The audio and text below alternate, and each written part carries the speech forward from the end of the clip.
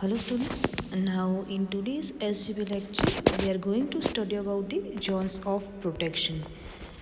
यानी कि आज के लेक्चर में हम लोग प्रोटेक्शंस के जो जोन्स है उसके बारे में स्टडी करेंगे। तो प्रोटेक्शन सिस्टम में हमने कुछ कैरेक्टरिस्टिक्स देखी थी कि जो प्रोटेक्शन सिस्टम के पास होनी चाहिए, यानी कि desired functional characteristics of protective system के बारे में हमने स्टडी किया था, जिसमें मेन जो कैरेक्टरिस्टिक थी वो reliability, sensitivity, selectivity, discrimination, speed, simplicity and economy. These are the main desired functional characteristic of protection system. तो इन सब में से जो सिलेक्टिविटी कैरेक्टरिस्टिक है उसके लिए सिस्टम है उसको डिफरेंट जोन्स में डिस्ट्रीब्यूट किया जाता है। तो इसमें से जो मेन जोन है वो टोटल 6 है, जिसमें फर्स्ट वन है वो है जनरेटर, सेकंड वन है वो है low voltage switch gear, third one है पावर ट्रांसफार्मर, फोर्थ वन है high voltage switch gear, fifth one है transmission line and six one होगा लो वोल्टेज स्विच गियर। अब जो भी जोन होगा जिसके अंदर फॉल्ट होता है उस जोन का जो सर्किट ब्रेकर होता है वो ऑपरेट होता है। अगर आप डायग्राम में देखोगे तो कुछ जो जोन्स है बराबर वो ओवरलैप होते हैं। लाइक आप देख सकते हो कि जो high voltage switch gear protection है at sending end power transformer protection है। ओके, तो जो जोन होते हैं वो ओवरलैपिंग होते हैं। तो इसकी वजह से क्या होगा कि जब भी फॉल्ट होता है तो उस टाइम पे उस जोन में एक से ज़्यादा सर्किट ब्रेकर होते हैं वो ऑपरेट हो जाते हैं। बट अगर ओवरलैप ना किया जाए तो उसकी वजह से क्या होगा कि जो दोनों रीजन होते हैं उसका जो बीच का जो पार्ट होता है वहाँ पे अगर फॉल्ट होता है तो कोई भी ब्रेकर ओपन होता नहीं है, यानी कि कोई भी ब्रेकर है उसके कॉन्टैक्ट्स ओपन नहीं होंगे, यानी कि कोई भी ब्रेकर वर्क नहीं करेगा और उसकी वजह से कोई भी ट्रिपिंग होती नहीं है। तो अगर ओवरलैप प्रोवाइड ना किया जाए तो ये जो पूरी जो सिचुएशन क्रिएट होती है उसको ब्लाइंड स्पॉट कहा जाता है। ओके, तो इसकी वजह से जब भी प्रोटेक्शन जोन्स बनाए जाते हैं तो उस टाइम पे overlapping of the zones will अकर।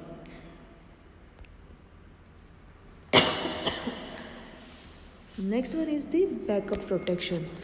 तो बैकअप प्रोटेक्शन क्या होता है?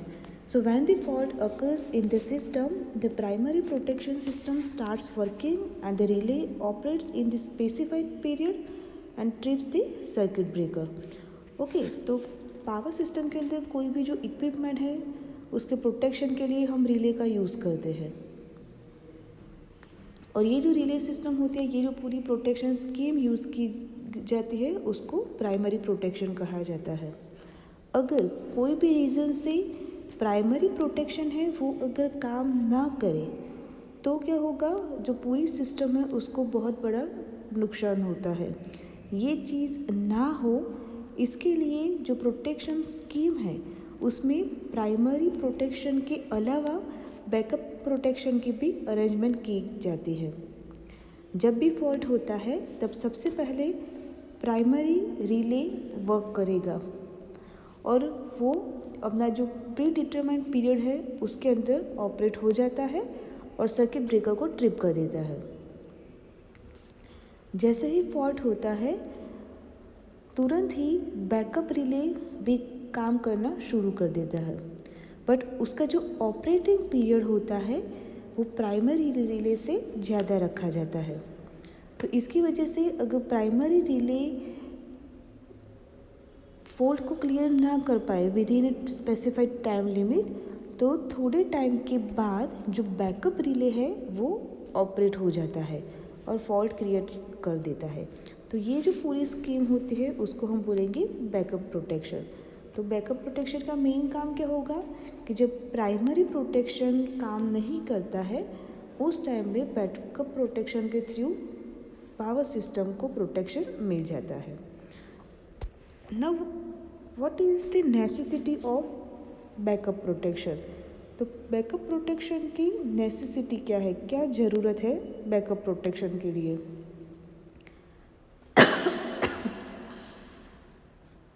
तो जब भी प्राइमरी प्रोटेक्शन सिस्टम काम नहीं कर सकती तब बैकअप प्रोटेक्शन वर्क करना शुरू कर देती है और फॉल्ट को क्लियर कर दिया जाता है।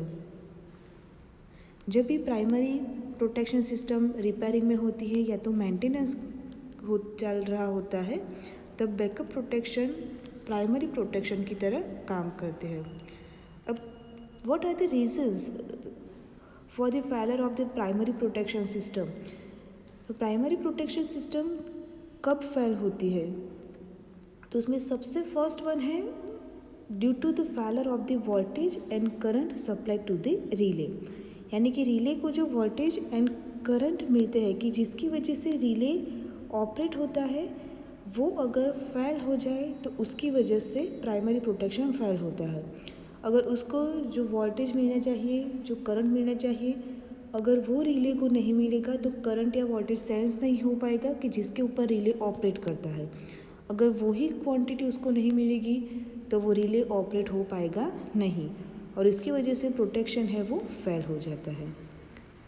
सेकंड है when the trip coil of the circuit breaker does not gate DC supply. यानी कि जो सर्किट ब्रेकर होते हैं उसकी जो ट्रिप कॉइल होती है अगर उसको डीसी सप्लाई ना मिले, अगर उसके कॉन्टेक्ट्स डीसी सप्लाई नहीं मिलती तो उस वजह से भी प्राइमरी प्रोटेक्शन है वो काम कर सकता नहीं है। थर्ड वन है when the defect is develop in the protective relay. यानी कि प्रोटेक्टिव रिले है उसके अंदर कोई डिफेक्ट क्रिएट हो तो भी प्रोटेक्टिव सिस्टम काम कर सकती नहीं है। फोर्थ वन है due to the defect in breaker mechanism. यानी कि ब्रेकर मैकेनिज्म में डिफेक्ट होने की वजह से। Fifth one due to the defect in the circuit breaker. यानी कि सर्किट ब्रेकर में डिफेक्ट होने से भी प्राइमरी प्रोटेक्शन फेल हो सकती है। Now types of the backup protection. So backup protection के टाइप्स।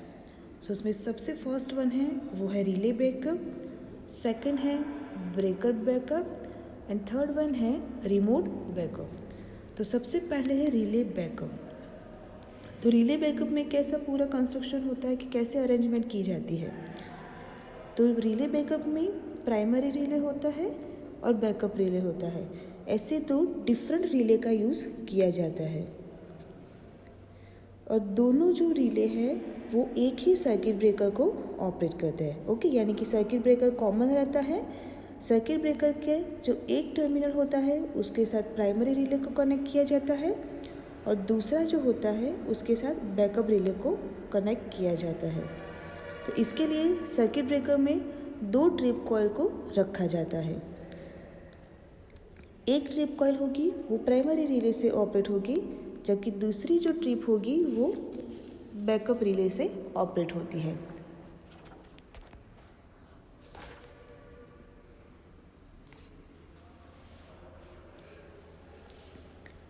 Now breaker backup. तो ब्रेकर बैकअप में क्या होगा कि दो सर्किट ब्रेकर का यूज़ किया जाता है। ओके, रिले बैकअप में दो रिले का यूज़ किया जाता है और ब्रेकर बैकअप में दो सर्किट ब्रेकर का यूज़ किया जाता है। एक जो सर्किट ब्रेकर होगा वो प्राइमरी रिले से ऑपरेट होगा जबकि दूसरा जो सर्किट ब्रेकर होगा वो बैकअप रिले से ऑपरेट होता है। And next one and last one है वो है रिमोट बैकअप। तो रिमोट बैकअप जो होता है वो टाइम ग्रेडिंग किया जाता है। उसके अंदर फीडर से लेके जनरेटिंग स्टेशन की ओर अगर हम जाते हैं तो रिले का जो ऑपरेटिंग टाइम होता है उसको धीरे धीरे इंक्रीज किया जाता है।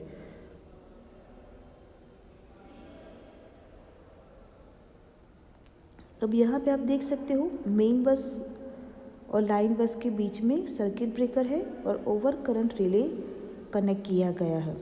ओके, अब उसका टाइमिंग देख सकते हो कि 1 सेकंड का टाइमिंग दिया हुआ है। उसके बाद लाइन बस में सर्किट ब्रेकर्स कनेक्ट किए गए हैं जिसमें ओवर करंट रिले का जो टाइम पीरियड है वो है 0.6 सेकंड। ओके, अब प्राइमरी बैकअप क्या होता है एंड सेकेंडरी प्रोटेक्शन क्या होता है। तो प्राइमरी में आप देख सकते हो कि अगर लाइन बस में कहीं पे फॉल्ट होता है तो जो ओवर करंट रिले को कनेक्ट किया गया है वो 0.6 सेकंड में ऑपरेट हो जाना चाहिए। ओके, जस्ट सपोज कोई डिफेक्ट होने की वजह से अगर प्राइमरी बैकअप रिले ऑपरेट नहीं होता, ओके, तो जो मेन बस में जो कनेक्ट किया गया है ओवर करंट रिले जिसका 1 सेकंड का टाइम सेटिंग किया गया है वो ऑपरेट हो जाएगा और उसकी वजह से सर्किट ब्रेकर टिप हो जाएगा और जो मेन बस है उसको कोई भी प्रॉब्लम या कोई भी डैमेज होता नहीं है। तो इसको हम बोलेंगे primary backup protection and backup protection system.